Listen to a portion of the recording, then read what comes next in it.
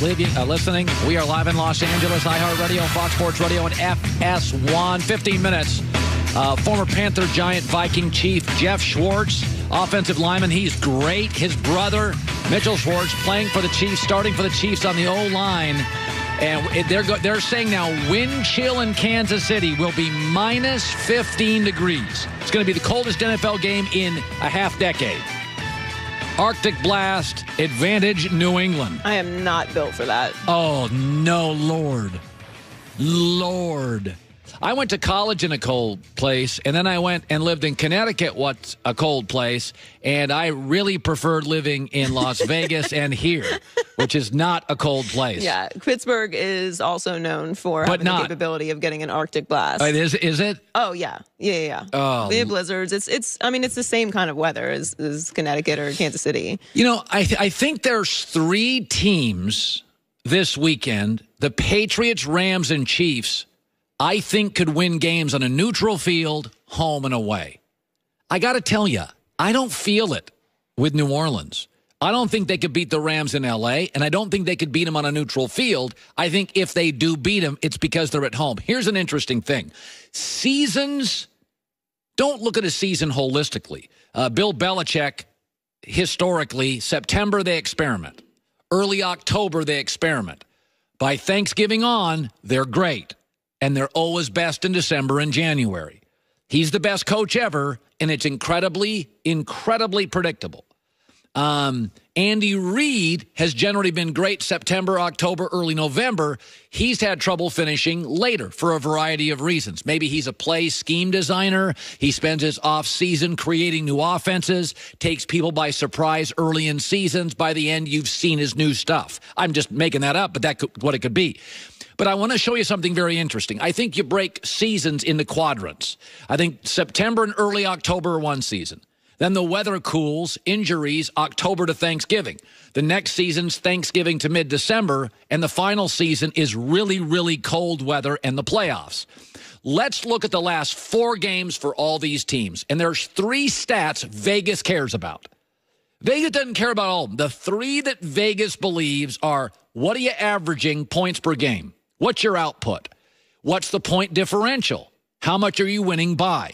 And what are your yards per play?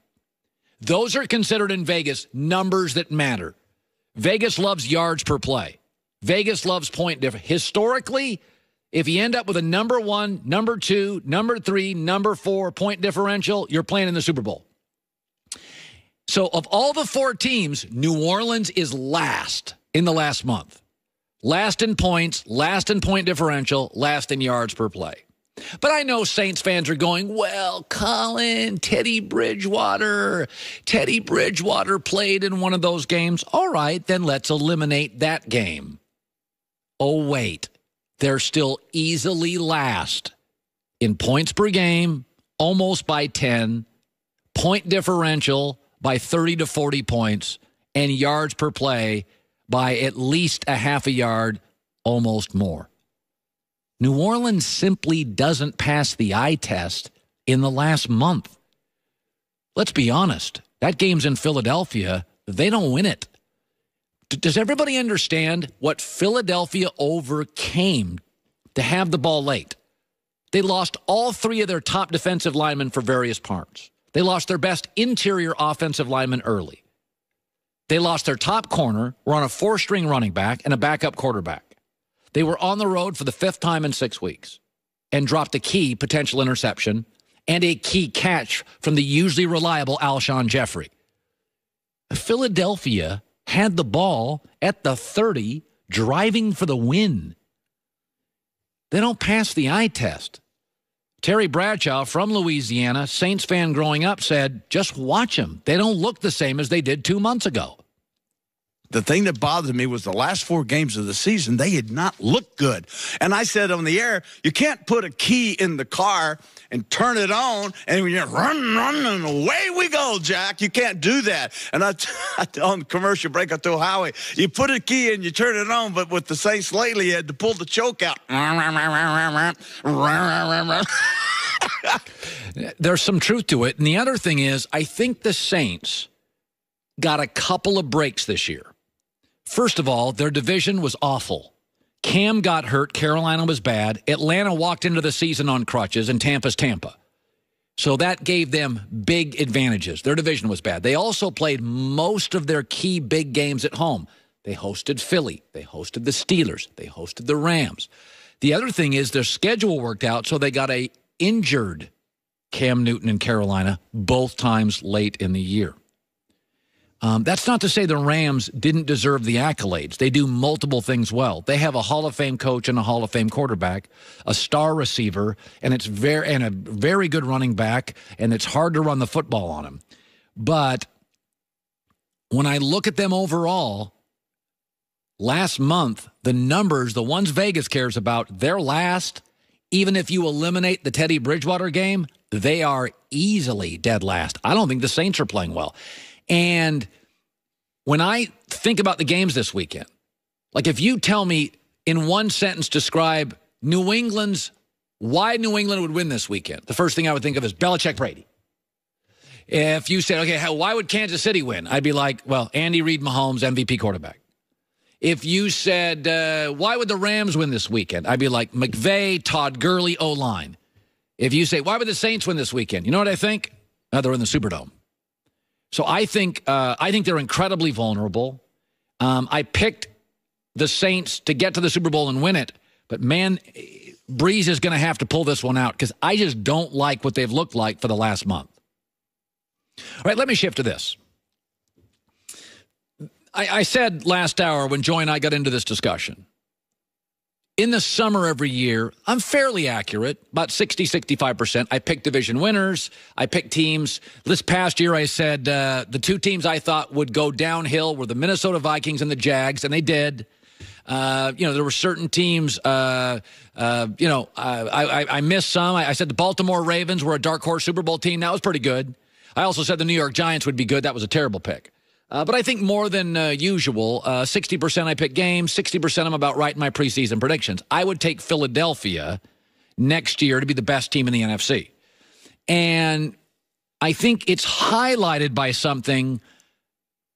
I tend to judge people how they deal with crisis. If your kid hits a home run at a Little League game, every dad is cool.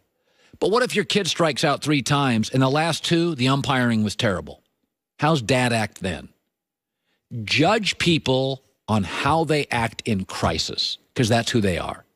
They say alcohol is truth serum, so is crisis. People at their point of stress become who they truly are. They can't fake it anymore. The Philadelphia Eagles, this Nick Foles, Carson Wentz situation has been a mess. It's a mess. It would unravel most NFL teams. They came into the season on crutches. They're on their 4th-string running back. Their secondary is a nightmare. This quarterback situation, the media is saying it's a dilemma, and I think it's the opposite. What this Nick Foles, Carson Wentz quarterback, quote, dilemma has proven to me is this is the best-run football operation in the NFC. People in Philadelphia think I don't like the Eagles, and I question whether Doug Peterson, who didn't even call plays in Kansas City, was the right guy. I was wrong. He is. I've said that multiple times. But Cleveland needed a quarterback. They traded away from Carson Wentz. Philadelphia needed one. They traded into him. And he will be the quarterback going forward, and he should be. 6'5", big athlete, great arm. But when I think about the Philadelphia Eagles, what they're doing, injuries, quarterback situation, on the road, didn't get a single break this year physically. And they were going in the Superdome, winning drive to beat the Saints in the Superdome. Listen, the New York Giants can't even handle a 1 quarterback situation. God, they can't figure out the Eli thing. Philadelphia's got 2 capable quarterbacks and has handled it brilliantly. Wentz appears to like Foles. Foles appears to like Wentz. They both appear to like the general manager and the quarterback and that head coach. This is not a dilemma for Philadelphia. It is actually an illuminator.